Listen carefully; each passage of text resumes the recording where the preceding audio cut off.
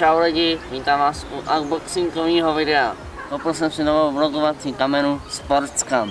Je vodotěsná do 30 metrů a natáčí ve Full HD. Má dvoupalcový displej, baterie vydrží 1,5 hodiny. Natáčí v úhlu 140 stupňů. A teď si ji ukážem.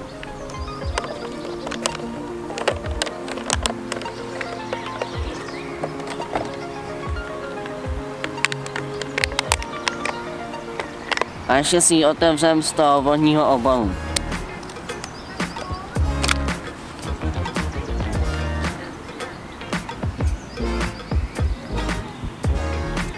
Je tady pár držáků na řídítka, na helmu a na stativ. No a uděláme si krátký test.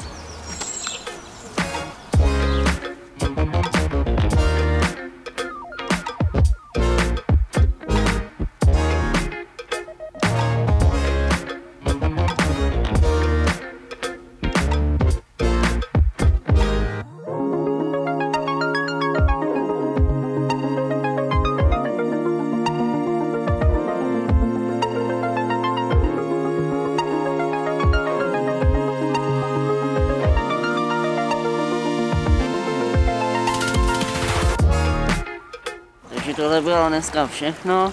Jestli se vám video líbilo, ohodnoťte video lajkem, odběrem na můj kanál, který máte tady nahoře. A to je všechno, já se loučím a čau.